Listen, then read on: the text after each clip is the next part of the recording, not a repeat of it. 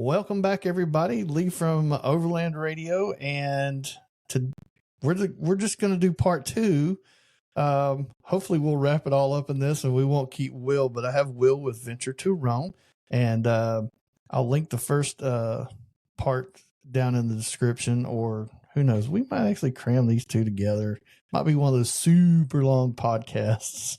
Well, it's a fun conversation regardless. It's been a fun couple conversations. It has. And I've enjoyed probably more so than I have in a long, long time having these types of conversations with somebody that, you know, we can go back and talk about history and the processes and the things that you're doing. So again, thank you for your time. I do appreciate it. So, all right, let's get started. Okay. Why did you choose overlanding and camping as the main focus of your channel? Well, we already know why, because you went out, and if you listen to the last episode, one of his buddies took him out in the Jeep.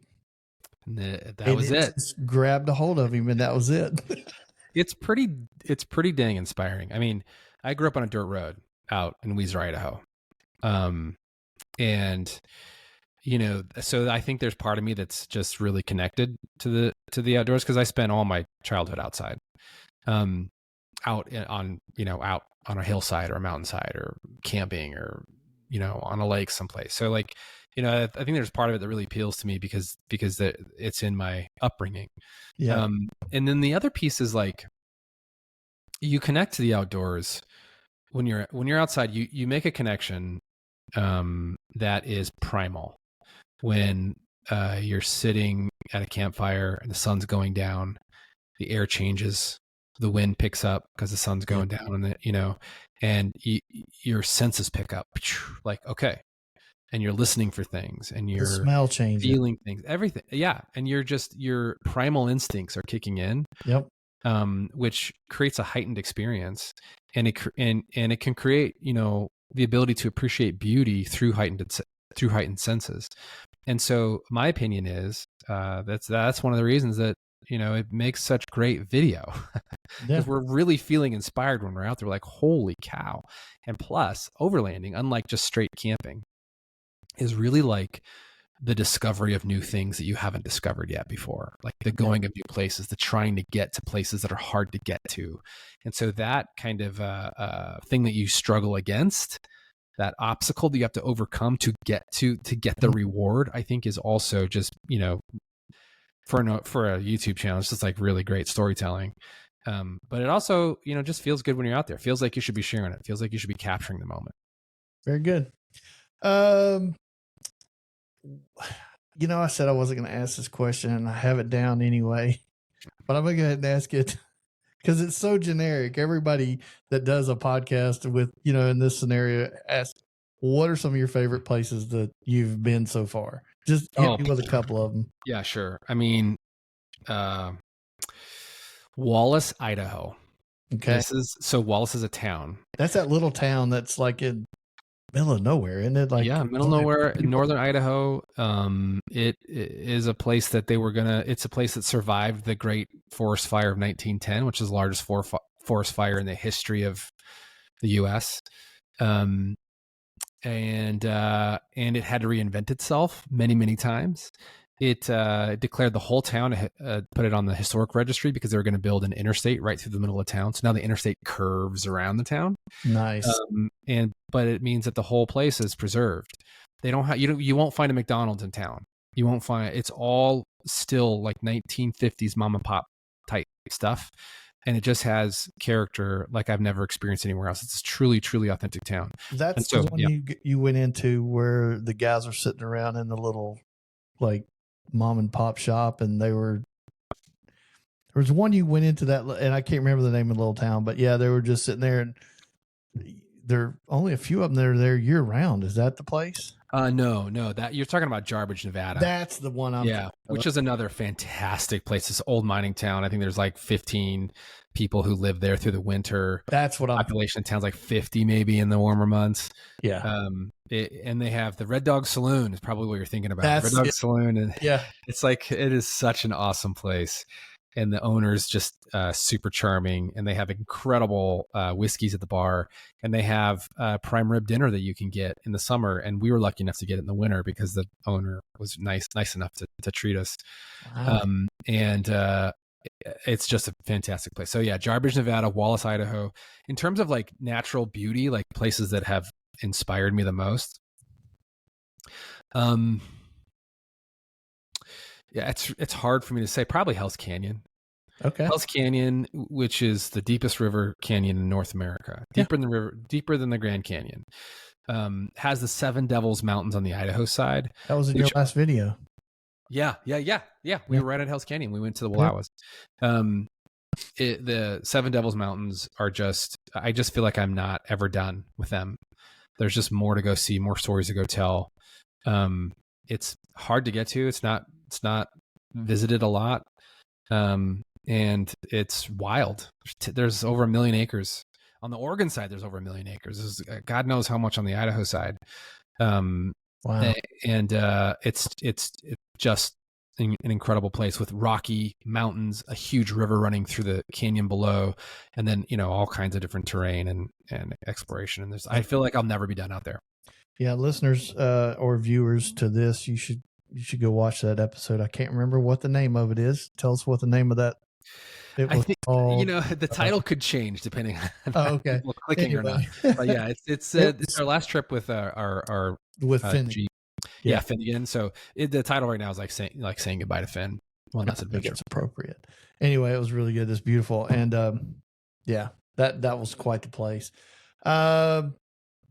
Let's see. Okay, what is one of the most challenging things you've had to face, evaluate, and overcome while you were overlanding? In other words, did you get yourself in a really, really bad situation, and then you had to stop and just think about, okay, how am I going to do this? And then how did I get out or correct it or whatever?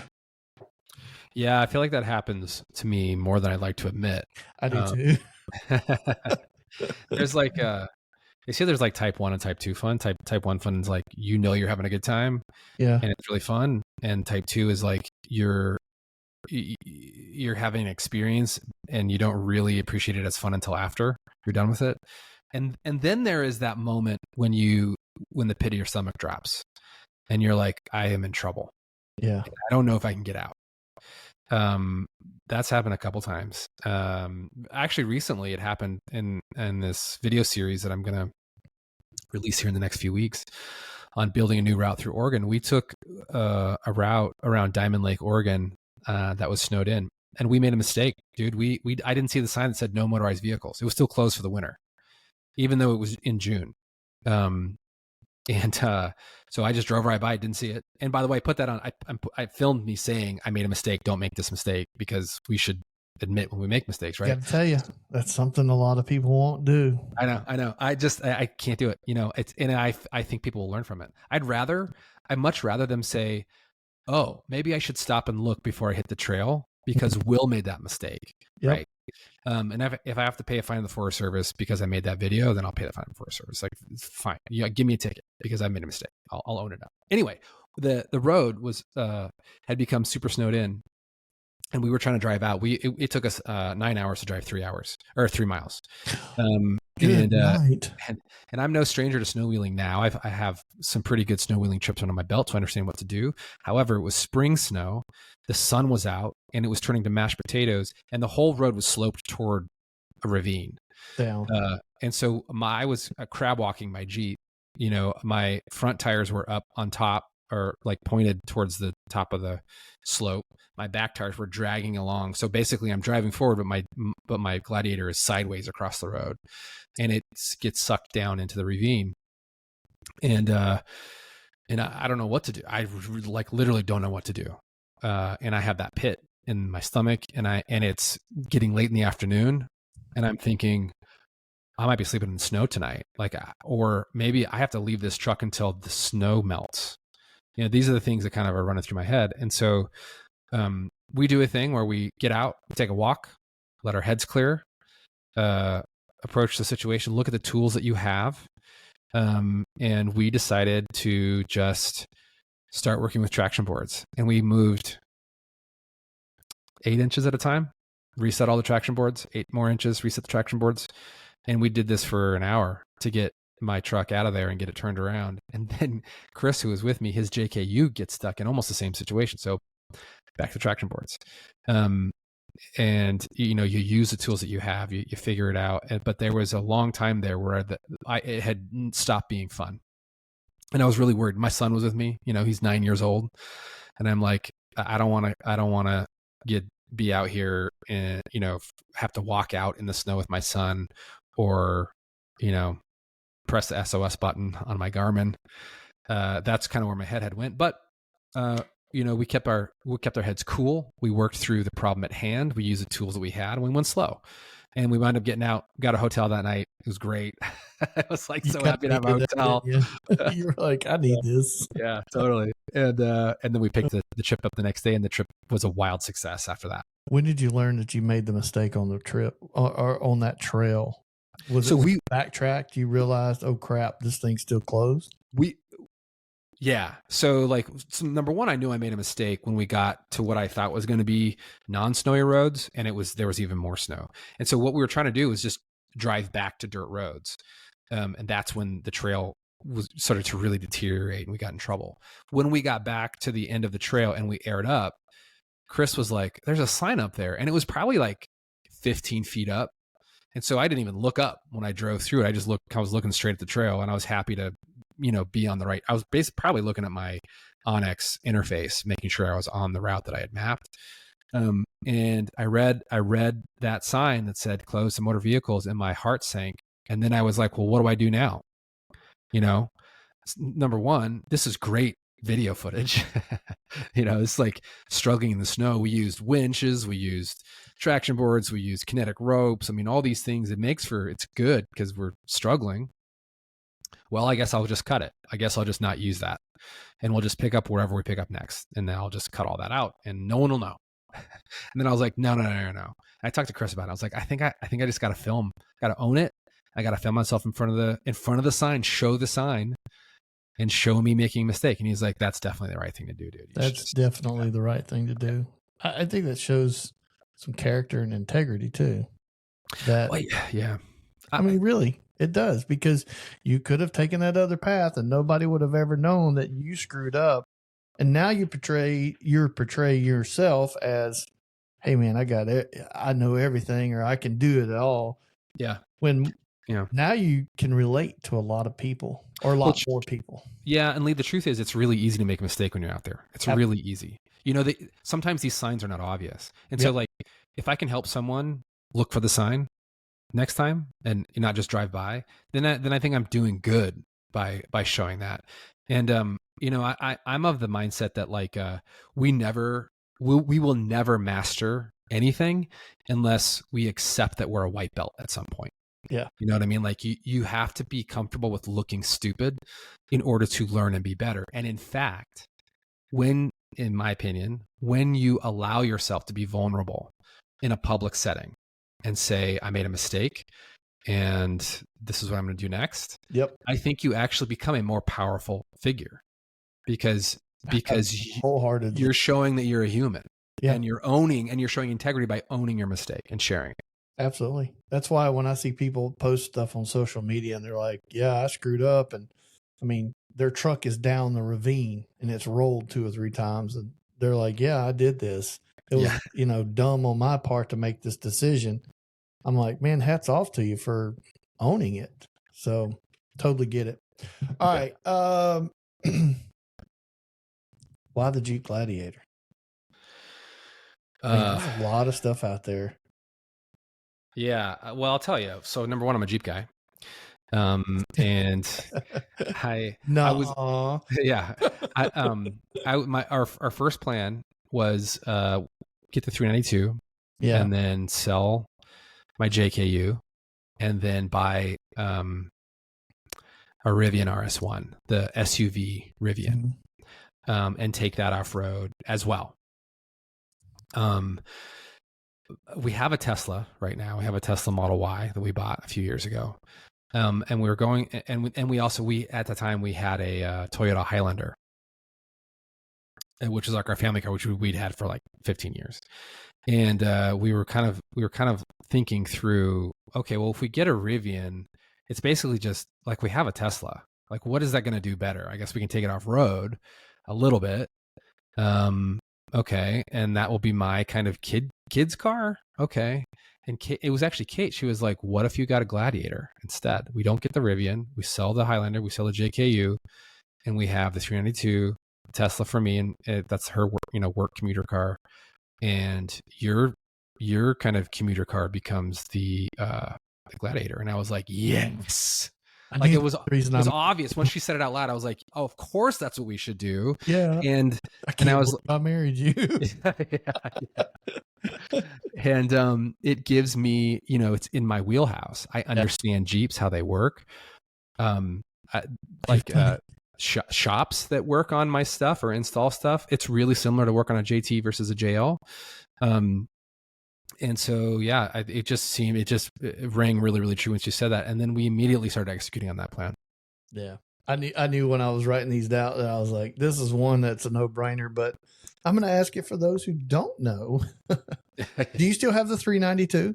I didn't. Oh yeah. Yeah. I couldn't remember if you still had it. Oh my gosh. Yeah. So the 392 is, it's a work in progress. But I love that thing. I have, went through, put a new suspension on it, put new tires on it.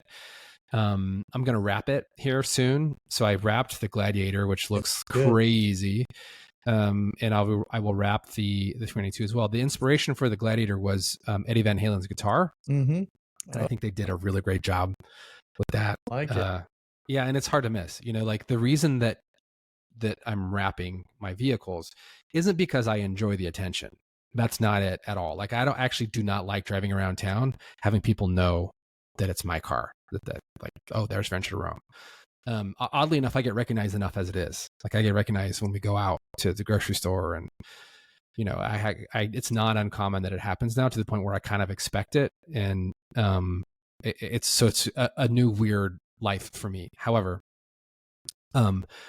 the most important piece of marketing you have as a content creator is your thumbnail for your video, and so I realized this. I had planned on wrapping them. Both the rigs at some point, but I didn't really know what I was going to do until I went to Utah with Sean from Storytell Now. He had just done a new wrap on his Gladiator, and I was on the trail with my Jeep 392, my buddy's Bronco Raptor, two very exciting off-road vehicles. Mm-hmm. I was with Brad from Trail Recon, and he was kind of at the beginning of the build for his Gladiator as well. And I was looking at the footage afterwards. You've got three, the B Raptor was white as well. You've got 3 white rigs and then Sean's rig. Everything pointed to Sean. It's the only thing you looked at. Yeah. Like it didn't, it was like, well, what am I doing? Like these are 3 nondescript, washed out rigs. Sean's wrapped rig. You look at it. You cannot like the design, but you see it. Right. Yeah. And so then I was like, oh my God, what am I waiting for? So I immediately started working with the owner of Image 360 in Boise, who's also a Patreon member of mine. And we worked on this design for months until we came up with it. We went through 4 or 5 different iterations until we landed on Eddie Van Halen. And it stands out. It's got a lot of contrast. You can't miss it because on a thumbnail, it's like, oh, that's not like every other Gladiator that I see. And I'm going to do the same thing with a 392. Right now, we're working on kind of like a F1 concept for the wrap, like more of like a, my first instinct was to go muscle car, but it just doesn't look right. Yeah. And so I'm thinking now a little bit more maybe F1 or like street racer kind of a inspiration. The designer will come up with something, and I'm sure it'll be great. Have you figured out how to keep the rocks out of the brakes? That was the funniest thing, because I think it was Chris, your buddy's like, try backing it up a little bit, see if there's a rock in there. I think it was you or him. And as soon as you did, it quit, and I was like, yep, that's exactly what it was. Yeah, rocking the caliper. It's the worst. It's a god awful worst sound. It is a bad sound. And once you hear it, you know it immediately. Like I had a lot of comments were like, I know that sound, exactly what that is. As soon as I heard it, I knew what it was. Yeah. And, yeah. So at least we know what to do now when that happens. It's like, hey, your computer's not working. Well, did you try turning it off and turn it back on again? It's like, Yeah, it's hey, I've got basically this. Windows. Yeah. Back up and go forwards again. See how it Yeah. works. Yeah. All right. Your audience and your community. So tell me what, how do you engage with your audience and build the community around your channel? So, what are the things that you like to do? Not that you really have to do, because you'll grow organically even without interaction. But man, it makes a new dynamic when you do. I think there's kind of like two types of approaches to this. One is like the aloof, hard to get creator who makes content, gets comments, doesn't really reply to comments, maybe replies to some of them, Right. but that's not part of their kind of routine. And then there's the other approach, which is like to lean in and really try to answer them. I'm of the lean in school. I think that community is the most important thing. It's the most important like asset that I have. And building community, like genuine interactions between people, is what makes YouTube special. So, like I might like watching Stranger Things on Netflix, but I can't post a comment to the director or one of the actors and have them reply to me. Exactly. That never happens on anywhere else but YouTube. What makes it really, really special. And it's special for me too. I get all kinds of data and validation and warnings and issue spotting from the comment section. And so, and yes, there are trolls. There are people on both sides. Like there are people who just post ridiculously positive comments like for everything. And I don't know why. And I love it, but like you kind of have to take that with a grain of salt. And then there's trolls who post ridiculously negative things and you just have to take it with a grain of salt. And I think my background as an actor has really enabled me to work with the community and accept the negative feedback and accept the rejection that comes publicly without getting attached to it. So I respond to every single comment, Lee, every single one. I'm sure there have been some that I've missed, but my practice is to respond to every single comment on Facebook, on Instagram, and on YouTube. And so I really do. And I try to respond genuinely. Yeah. Because you can have an autoresponder that says thank you or that's great. Oh, yeah. But I try to read the comment and to the extent that I can have a genuine response to it from my personality. And I have a couple rules.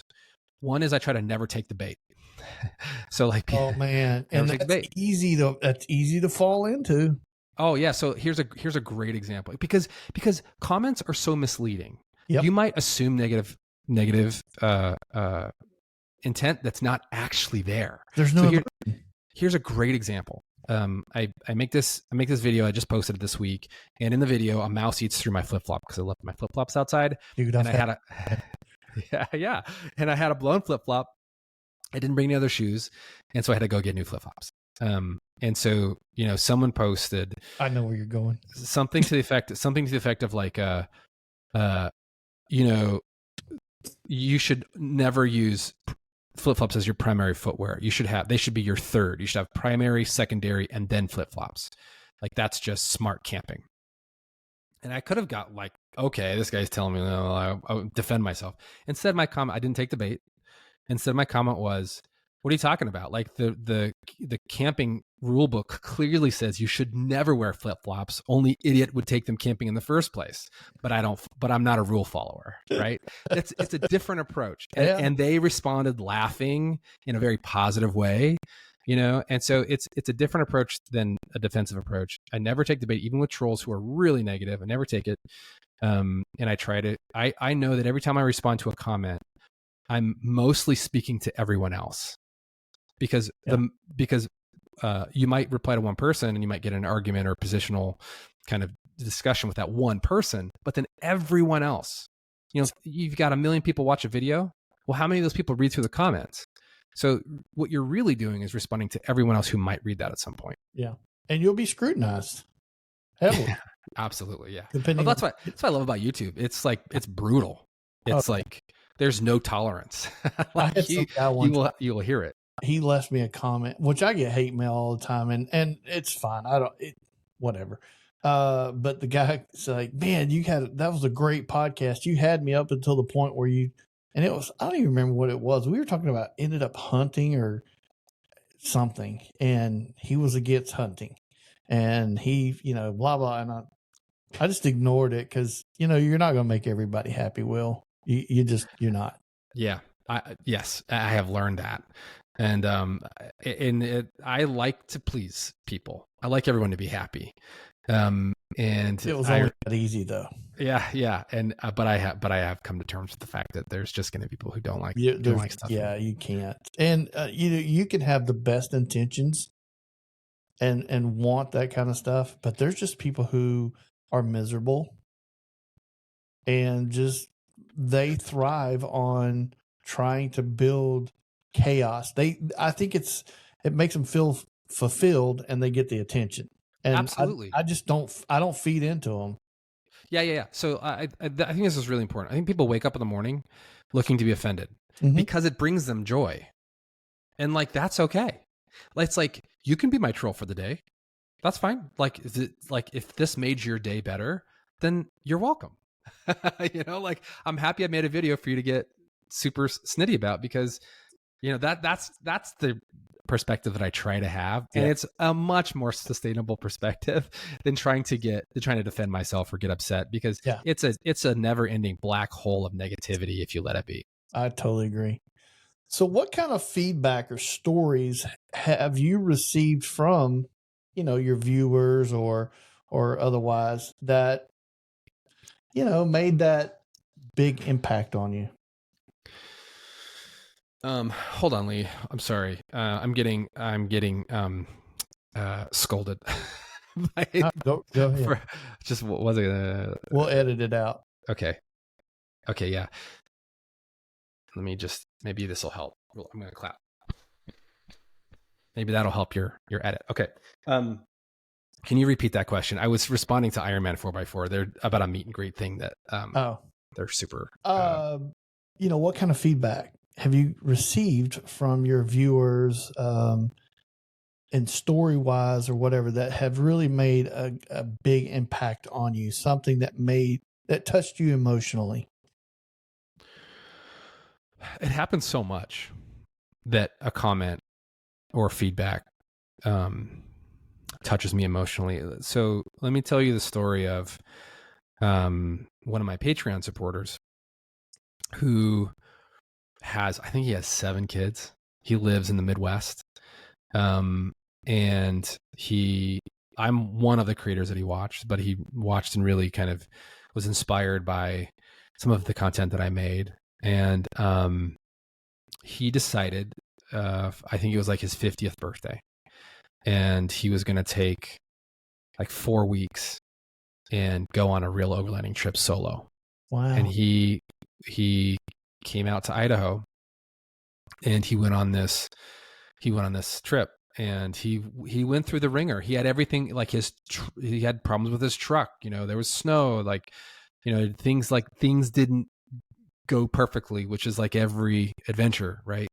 But he got to experience that viscerally. And when he was in Boise, I went and had a beer with him, and he was like, what should I do with my truck? And I was like, keep going, dude. Like, find a dealership, keep going. Like, don't let this stop you. And I was like, trust me, when you get to these spots in Idaho, you're going to be glad that you kept going. Cause I talked to him about some places to visit, and he finished his trip. He was texting me when he could, and I was trying to be help to him. And then I had to go. was traveling someplace, and I was off grid or something. And so I gave him Chris's number, and he texted Chris a few times because this is his first time out, And then I don't give my cell number out, guys. This is kind of a special case, by the way.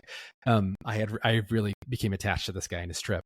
And so then time passes, maybe a month or two pass, and I get a letter in the mail, a handwritten letter that was 4 pages long. Whoa. And it was this guy talking about how this trip has changed his life.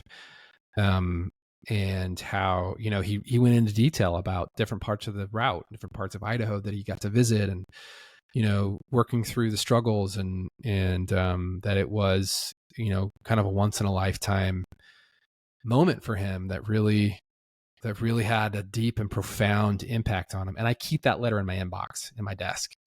And you know, for me, there's other stories about stuff like that and other comments, but for me, that like, you know, I just think that's such a cool story that he was inspired to go. He went. The trip wasn't perfect.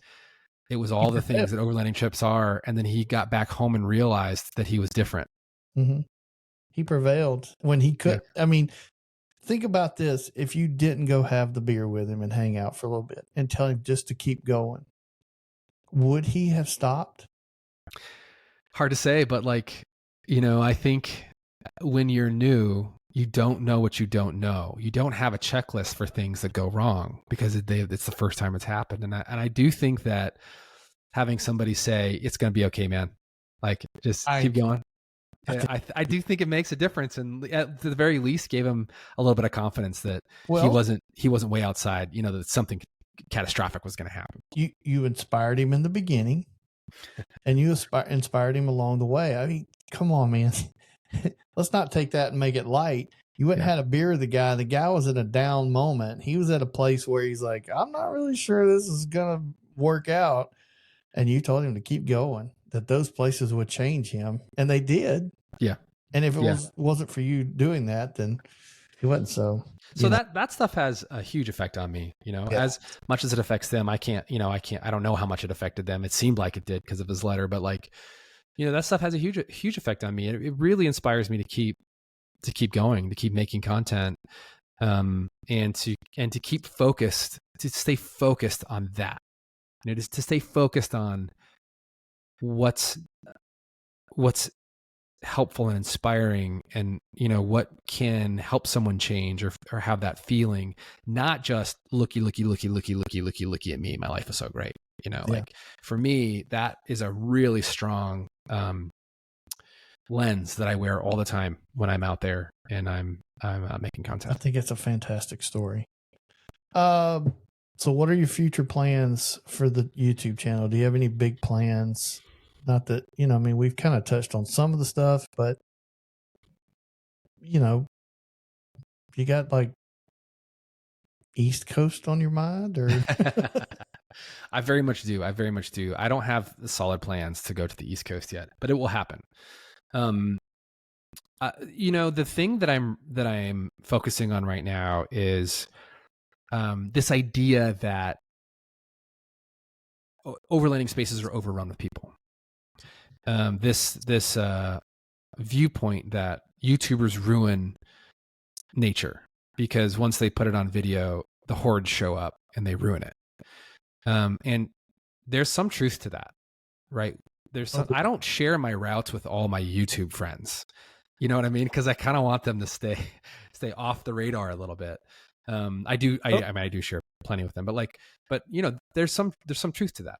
So what I'm focused on now is really like, well, then let's make more. You know, let's make more. We have more public land than we could possibly overrun. And there are more logging roads and mining roads out there through incredibly beautiful places.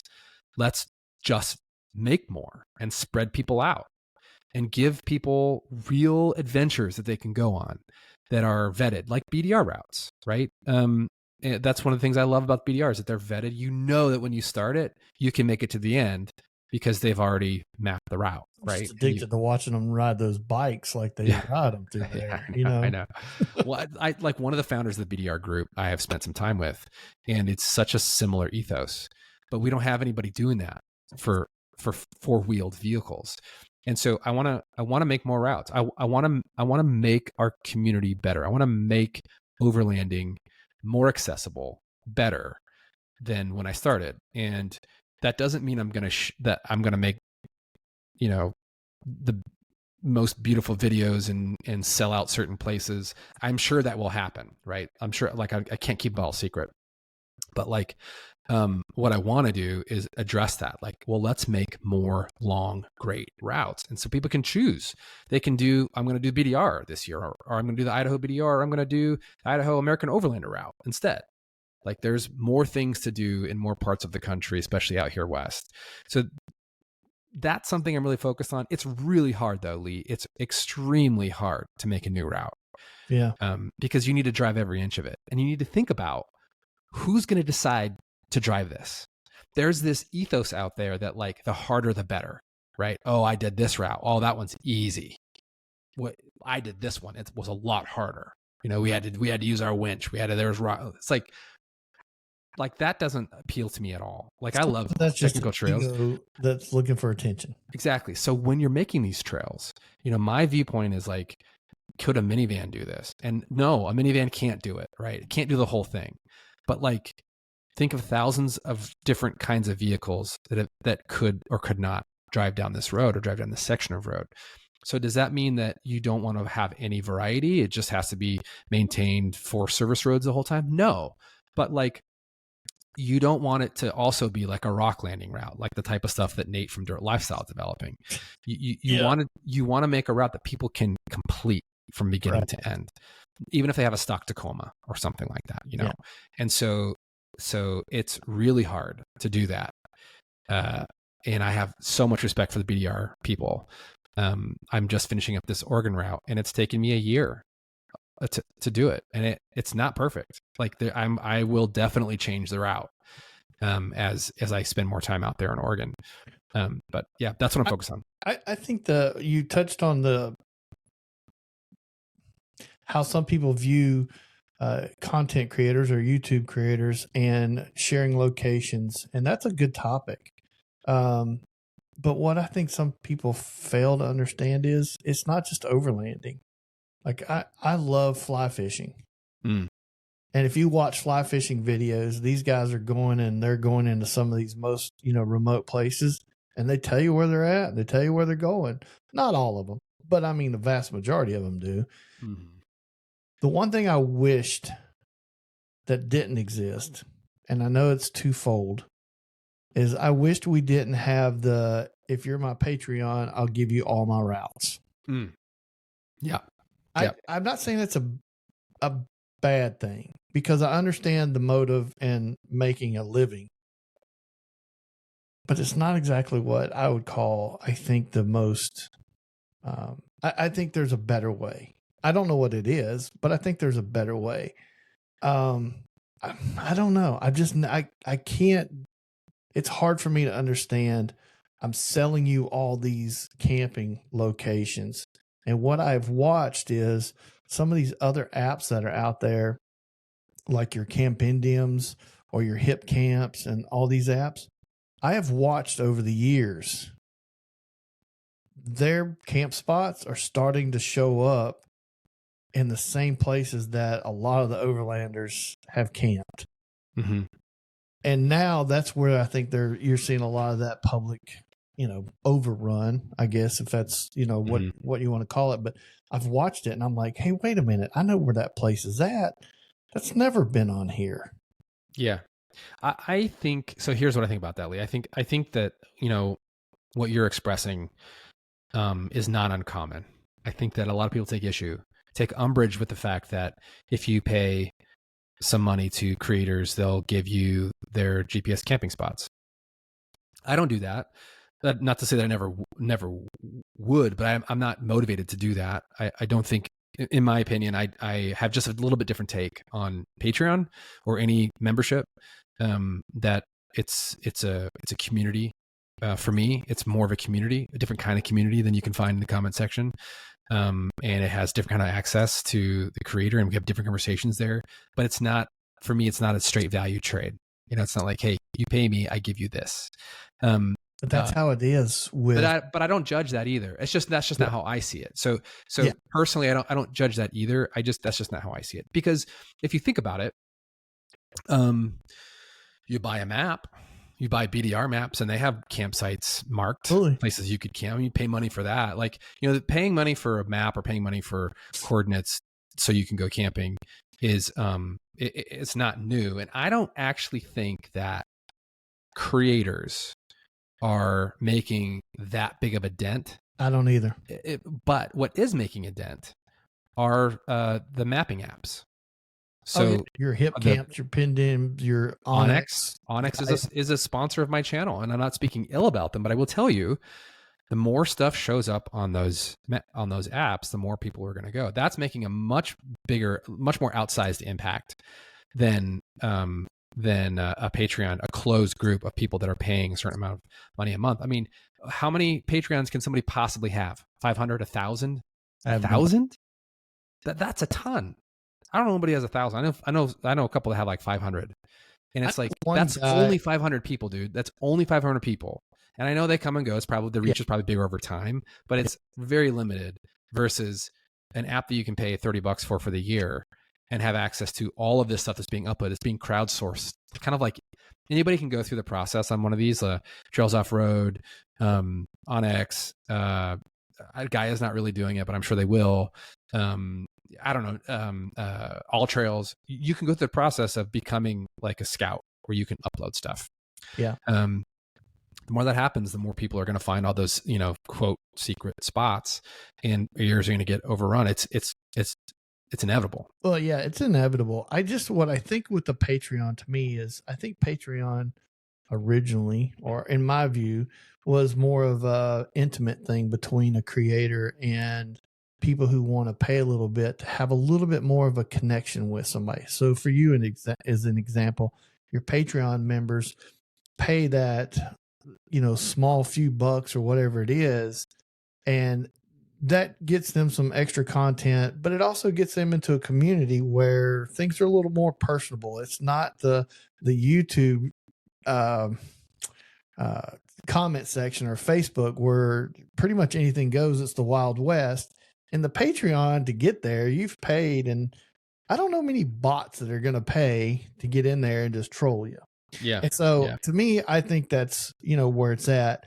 I think where I take somewhat of maybe a different position with the Patreon and the camping locations is that you have certain content creators that it's always that, become a Patreon member and I'll give you all my spots. Yep. But what about all your content? I'd like to see your content, too. Focus, and so I think, because in full transparency and in full honesty here, I love Onyx. Me too. And I totally agree with you about, those types of platforms are making trails and campsites more available. Dude, I'm a mapper for them. I'm that guy. There you go. Exactly. But me too. I'm launching my Oregon route on Onyx. Yeah. But what I don't do is I spend more time focused on the trail versus the campsites. I'm not going to lie to you. There's a lot of times I come across some campsites and I'm like, this one ain't going. I'm not putting this one in there. I'm going to mark it. Yeah. It's mine. Yeah. But I ain't publishing this one, Yeah. So, yeah. I have the same thing. I do the exact same thing. And I think that's going to continue to be a polarizing topic for people in our space. I do. And I think that, I don't think that I know people who do that. My friends have this approach to their Patreon. And I don't think that it's just one or the other. Honestly, I think that there's that element to their Patreon, and yes, they talk about it. That's like the thing that they can sell as value when they talk about it. But I know that they have Discord servers where they're constantly chatting. They're doing all that other stuff as well. I think that there are some channels out there that I've seen that I don't know personally that aren't really active on Patreon at all. They just all they do is put their campsites on there. It's like you sign up and this is what you're getting. You're getting my campsites. And and I don't know, I honestly, like I said, I don't really judge it. It's just a different approach, but I do think that this issue is going to continue, and it's going to continue. People are going to have big feelings about it. Well, I'll tell you that there are certain places in the country where those feelings are a lot stronger than others. And if you take a pristine place, like let's take Idaho or Colorado or somewhere, those people get a little bit, tiffed, the locals, the people in those areas, because so many people come in and make bad decisions. It's so true. And they also love the content. Yeah. Because they get to see their their places or their states or their areas they grew up in represented on the big screen. Yeah. You know, yeah, it's like, it's a double-edged nuanced, sword. man. It's nuanced. The whole thing, making content about public lands. Listen, The people who hate that we think we're profiting on public lands. Like, no, I'm profiting on my effort to make a video, not on the public lands. Like, that's truly what's happening there. I went to a small town in Wyoming, and I used OnX, and I found this place, and I was like, I'm going to go here and go fly fishing. And I mapped the whole thing. And as I came back into town, I had to run some errands. I grabbed some fly fishing equipment or flies from the fly shop. I was getting ready to leave to go back up the trail to the camper, and I'm airing down. And this lady pulls up in the truck next to me, and she says, "Are you okay? You need some help?" And I said, "No, ma'am. Just airing my tires down so I can head back up the trail." And she says, "Where are you from?" And I told her where I was from, Oklahoma. I live in Oklahoma. And I said, "You guys have a beautiful place here." And she said, "Don't you tell a soul." That's so. You say you're in Wyoming? Yeah. She's like, "Don't you tell a soul." It's a very Wyoming. I laughed and chuckled. And she said, "You think I'm kidding, but I'm not." Yeah. Then to find out she was the mayor. That's awesome. I mean, there's a reason people live in Wyoming. And she's like, she goes, "I'm serious, but at the same time, I still want people to come."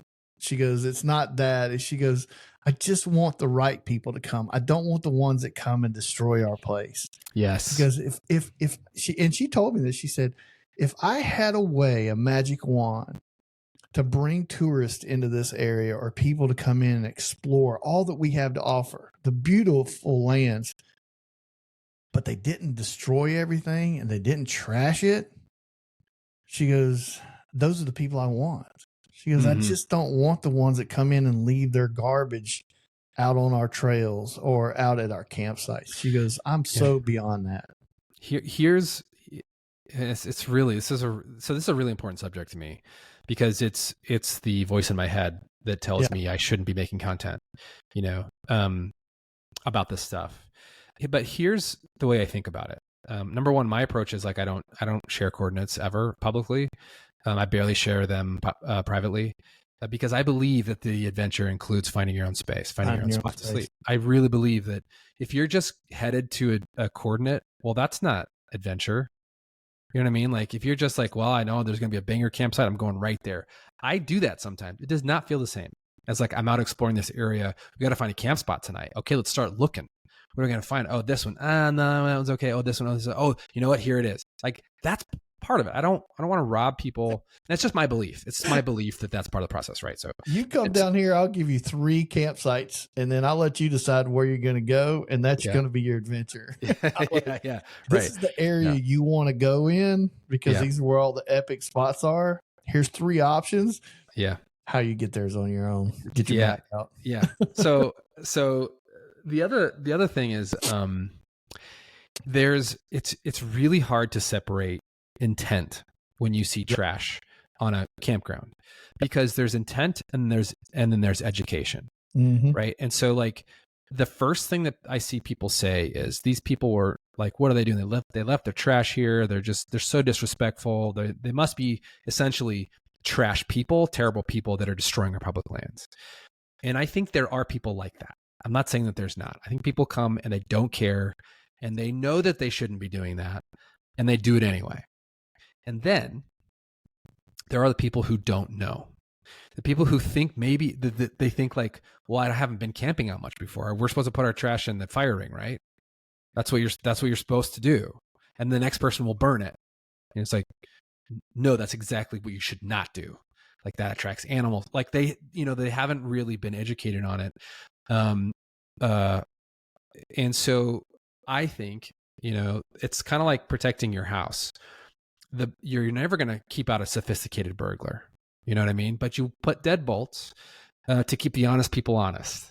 And so when I think about content creation and camping and overlanding, I think about it in a similar way, in that I do more good for places by showing my son picking up trash at the campsite on videos that are popular. By showing disposing of trash properly in the right way by showing those kinds of things, like leaving no trace, showing the way I set up a campfire and the way I put out a campfire. I show that, and my intent is to show that on a popular scale, right? To show that at scale. 100,000 to 1 million views is what I aim for every video that I make, even though most of them fall way short of that. But that's a goal. And so that I'm actually doing more good, because there are way more people who go out who make mistakes or don't know than there are just bad actors. I think the bad actors is a small percentage, that they're the small, loud group. Mm-hmm. But we can, like, if more people watch videos and they think, you know what, it's not my trash, but I'm still going to pick it up. Well, then we actually start doing, we have cleaner campsites. Those people who are, their intent is to not care, they're not going to go away. We're not going to change them in any way. They're going to do what they're going to do. But if we educate more people to pick up their stuff and even pick up other stuff along the way, well, now we're actually making a net good, action out there in the environment. So that's my approach to it. Even though people can argue that, like, well, you showed this place and now there's, all the jerks found it because of you. Well, that's true too. Both are true. Yeah, but there's no win-win. I mean, there's just, it doesn't matter. It's damned if you do and damned if you don't. If you don't show these places, then people don't get inspired to go out. If you do show these places, people get inspired to go out, and there are certain groups or certain people that will not take the care of it as, others would. So it's damned if you do and damned if you don't. Well, I think if I started a YouTube channel just to make money, That's I wouldn't. my next question. I wouldn't be in the overlanding space. You know what I mean? Really? No, because it's not a great place to make money. I can make way more money in a different genre, different niche. It's a really small niche. So like if I just wanted to be a YouTuber to make money, I wouldn't choose overlanding, number one. And my videos would be very different. But it's not just that. I would like to make a living doing this, but I believe in my heart that a connection to the outdoors is essential for, and travel, right? I travel in general, but a connection to the outdoors is essential for harmony in your life. That when you go out and when you can get your kids out and you can understand what a natural connection to the natural world feels like, you are changed forever for the better. Yep. And I believe that to be a good thing. I believe it to be something that we need more of. It helps everything else. It helps that person at the grocery store who was pushing to get through line, maybe they're just a little more chilled out. Yeah. It helps. It just or helps you deal with it. Right. Cause it's like, I'm not going to get into this rat race. I know there's something else out there that I can go decompress in the woods or whatever. It's so healthy. It is. Well, it's evolutionary. You know what I mean? Like, we're not supposed to live in these small boxes. Our evolution hasn't caught up yet. That's why it feels different to be out there. Well, and so I believe that to be good. I believe that to be true, which is a driving force in why I want to do this and why I've chosen this genre and this niche to be a creator in. That's just as important to me as the rest of it. And so I think that if people are approaching it just to make money, you're going to see more of the other side. But I do think most of the creators in this space have some level of what I just talked about. Like, they think they think they're doing good out there. Yeah, I don't know that I would disagree with that. I do wholeheartedly agree with you on the part about getting out and it changes you. I have multiple sclerosis, and so I'm in pain a lot. The funny thing is, once I get out of this heat, this Oklahoma heat and humidity, and I get to a higher elevation where it's a little milder and cooler, I don't hurt as bad. I sleep good. I feel different, and which is why most of the time I leave in the summer. If it wasn't for building this new studio trailer, I wouldn't be here right now. I'd probably be not too far from you somewhere, honestly, up in that part of the woods. But yeah, it's just, it does change you. So with that being said, what advice would you give someone who wants to start their own YouTube channel? And that's really broad, because I'm not saying overlanding YouTube channel. I'm just saying YouTube channel. I think you have to ask yourself a question, which is why should this channel exist? what do I have to offer that's different and unique based on what else is out there? Because if you start saying like, well, I want to do tech reviews. Well, why do you want to do tech reviews? Well, because I want to be a tech review channel. Well, why? Well, because I watch these other tech review channels and they seem to be famous and they're making a lot of good money. I want to do that too. Well, that's not to say you can't be successful if that's how you start.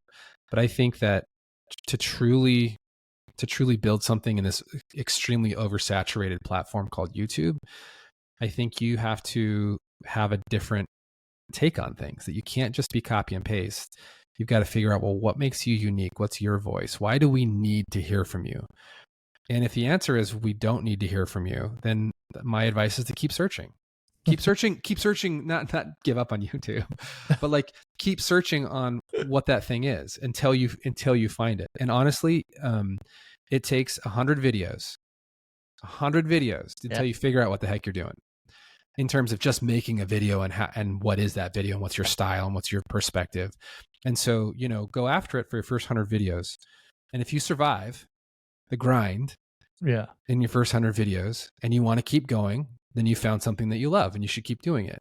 And if you've been successful, then you're figuring it out and you should keep doing it. And if you hate the grind and you're waiting for that one big video to make you popular, then you should quit because it'll never happen. Yeah. It's funny. I was laughing at you as you're saying that, not at what you were saying, but that was spoken like a true small business MBA guy. Yeah, that's true. There's probably like you were qualified. You're qualifying somebody. Like when you're in business, or like I have a buddy of mine that we're in business together, and we have dealers that come on board, and I'm like, we need to make sure this guy's pre-qualified. Ask all the right questions. And that's exactly what you were doing. Why do you want to do this? And so anyway, that's spoken like a true MBA guy. Yeah, there's definitely, you can tell I've given business advice before. Yeah. Yeah. Let's see. Okay. Here's a good one. Besides the YouTube stuff, do you have any other hobbies? Oh yeah. Well, I love to travel in general. Right. Non-overlanding travel. So Kate and I have always traveled, like ever since we've been married for, I think we're going on 24 years this August. And we've been all over the world. So I love traveling. I love going to, different countries. I love doing hard things. so I really enjoy not just like going, like doing a race, like a half marathon or something. Like I like to do like Spartan races, like stuff where you're like crawling through the mud and, going over these big obstacles, and it's still 14 miles long, but it's hard. Like a ruck, like doing the ruck. I don't know what the ruck is. Where you carry like big backpacks and then you go through the mud, you swim. It's kind of like a triathlon type thing, but it's you got to move a pole or something, drag it with you or whatever.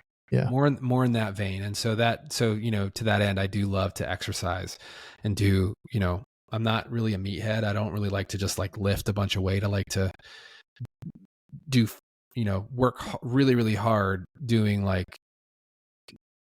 I don't know how to explain it, like more functional movement stuff. So that's, I really love that. It's part of my daily routine. I love being a dad to my kids. I'm at this golden phase right now in my life. Mm-hmm. My kids are 9 and 11, man. And they are just still in the pocket. Like they're still, they love being around their parents. They still listen to us. But they've developed their own personalities and takes, and they have their own desires and goals. And it's just, it won't always be this way, but I would say it is a hobby of mine to be the best dad I can be. Just enjoy being a dad and trying to teach them things, trying to help them become the best version of themselves without judgment of what that might be. It's work, sure, and it's frustrating, but it's mostly a joy and something that I love doing. And then lastly, I love to read history. This sounds so strange, but I think I read this. I've read many history books. I love reading the history of the state, how it developed, especially Western states. I read the history of Idaho as written in 1912. Oh, wow. I'm going to tell you, it's better than any fictional book I've ever read because it's real stuff, and it is crazy. Vigilantes, big schemes, like big illegal schemes that was woven through the government. It's just all that Wild West stuff, where it was just a total lawless, unaccountable time, was the basis for this state beginning. And it's like, oh man, it is so. And pick your Western state, Nevada. I've read the history of Nevada as well. It's just as, in fact, Nevada is maybe even more wild because they had and still do have California. Basically, it became just like a bank for California. Like California invested in all the banks. They took all the money, all the gold that was mined, all the silver that was mined in Nevada went right into California. San Francisco, Mission Street was built with Nevada gold. Yeah. It's so fascinating to me. It's so much more fascinating than reading fictional accounts. I still do read fiction. Don't get me wrong. I like fantasy books and all that.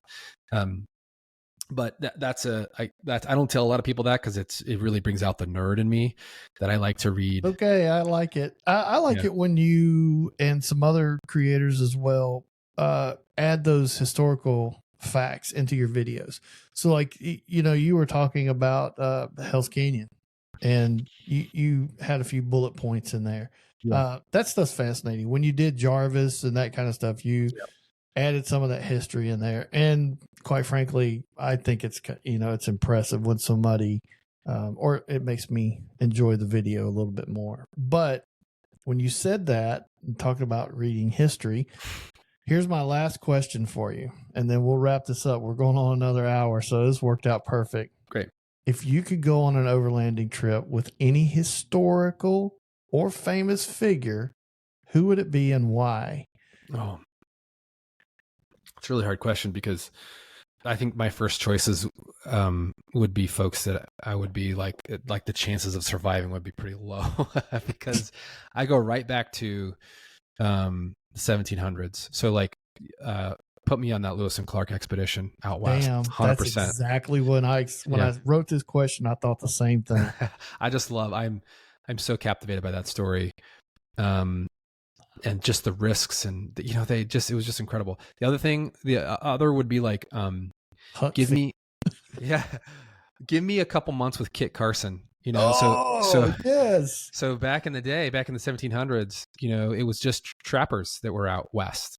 It was just trappers. And the lives they led, the places they went, the stories they had to tell. I mean, it's just, it sounds so fantastical. And that's the reason I say there's a good chance I wouldn't have survived because most people didn't, like they didn't have super long lives as trappers. They were killed by the Crow tribe because they were, catching beavers in their land or whatever. And that, that's how they just dealt with stuff back then. Or they got, a sliver and it turned into staph infection or, who knows, but like, it was a really dangerous time, but to be at the frontier, to be truly discovering a new land, like that doesn't exist in our world anymore. It doesn't exist anywhere except for maybe space, but space is so unreachable. This was a time, think about that time, man, when we made this purchase of land, this huge purchase of land, and we didn't know it was here. We had no idea.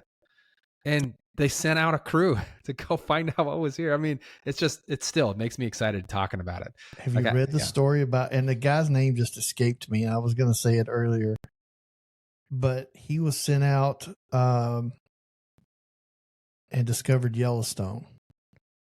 And he was so taken by Yellowstone that he paid and commissioned artists to draw these pictures and paint these pictures of Yellowstone to send them back so that our government would not allow the mining to take over in that area. Yeah. I can't think of the guy's name now, but his whole story is fascinating about how he made the trek out there. It'll come to me as soon as we hang up and we're done. I'm going to go, oh yeah, that's his name. And that he tried his best to explain to the politicians and the powers that be at the time why this was essential this does not need to go into a mining and Oh, it's just Well, fascinating. dude, you're touching on something that is so like on the nose right now, because we're seeing trails closed. Where there's this whole kind of debate over the legality of the BLM. Like, should we Yeah. even recognize them as an entity? What's public land? And it's really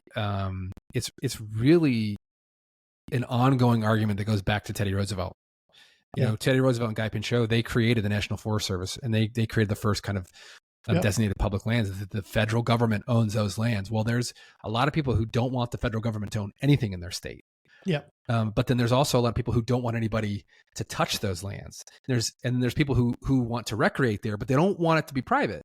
And it's all these competing interests and competing perspectives on what this land should be. But I think everyone can agree that it's a national treasure. The West is a national treasure in terms of the land. And whether or not people agree with Teddy Roosevelt as being a great president or not, he did something that we should all be thanking him for, which is he basically sold the idea that this is a national treasure. That the East doesn't have this. What we have out West is these lands, these mountains, these forests that are a treasure in themselves, and to protect them. And I don't necessarily agree with making everything just a wildlife refuge where no motorized vehicles can be there. Like that's, for me, I want to drive into, I want to see it. I don't want to have to ride a horse or hike in. I want to drive in and see it. But the idea that these lands exist so that we can enjoy them is something I think we can all agree on some level. And the way in which we do that and the rules around that and who manages it is all where it falls apart. But speaking of Yellowstone, that is now designated a national park. Mm-hmm. And all those lands, that we have in the West and in the Midwest, I don't want to see trails closed, but I also have to take kind of a broader perspective at times to just say, like, the whole thing is still ours. Like the trails can open too. Anyway, you just got me going on, like, I also wish I could have been with Guy Pinchot and Teddy Roosevelt when they were traveling these lands, and when the National Forest Service first started, and it was just a few rangers on horses, trying to map the edges of these forests. Just sign me up, man. Yeah. That place in Wyoming I was telling you about, I went to at the camp, speaking of rangers on horses, when I was at camp, I sat and watched bears come down out of the mountains and go into the river and feed. I watched, I saw elk and all kind of stuff. But they had all these pens, holding pens for horses. And I was down there one day, and the Forest Service came down with horses. And these guys got all saddled up. I was the only one camping down there. And so they came over and talked to me. And I was like, what are you guys doing? And he's like, oh, yeah, we're going to go for the next 2 weeks. And we're just riding these designated trails and making sure they're clear. And I was like, what trails? And he's like, oh, yeah, we got these hiking trails that'll lead right over to the Tetons. And I'm like, what? I was like, that would be a job. What a life, man. What a life. Like, there's so many crazy things that happen out there. There's this, before we wrap up, one of the things that I want to do is tell more stories about Idaho. And just how these stories that involve public lands. Yeah. There's this great story called The Ridge Runner, and it's about this guy, back in the, maybe the 1940s or 50s. I don't exactly remember. It was before the 60s. Anyway, he came to Idaho and he just disappeared into the forests, and he lived out there, and no one even really knew about him until he started stealing food from Forest Service stations. Like, somebody would have broken into a cabin and taken some food, broken into a fire lookout and, taken supplies. And they're like, there's this mystery person out there breaking in to the Forest Service areas and fortifications. And they went on a manhunt for this guy. And they call him the Ridge Runner because they could never find him, because he would run these ridges and they would lose his tracks. And and they did, the story is like, they did eventually find him. He's a known person. He actually went to jail for a little bit And he even went to like I want to say he went to like a state hospital, like a mental state hospital, and they said now he's just fine. And then he disappeared again, and no one ever heard from him again. And his name's not DB Cooper, is it? No, No. But like, that's the kind of stuff that keeps me going out, Oh, chasing those stories. This, things happen out there. Things you feel like there's just a little bit of magic in the woods. Gosh, that's awesome. Well, man, thanks again for hanging with me. I took up a lot of your time, but we knocked out 2 good episodes and a lot of great content. And I think a lot of people are going to know a lot more on a personal, and I know I use the word intimate, but like personal, level of who you are and what motivates you and drives you. And I think that's important when it comes to taking something and going full time with it. Like, that was a big move, and I know it was. I truly do. I admire you for it. So anyway, with that being said, thanks again. Thanks everybody for hanging out with Will and I. And I'll leave all the Will's social media and his YouTube channel. Go subscribe and show him some love. Watch some of his videos. Leave him some comments because you heard it here. Don't troll him, but like leave him like legit comments. I'll probably reply. I will probably reply. Ask some good questions. I like the ones that when people ask questions, about products or the area. So anyway, Will, thanks, buddy. I really do appreciate it. Dude, I had such a blast. Thanks for having me on. We'll do it again somewhere down the road. Absolutely. Absolutely, man. All right.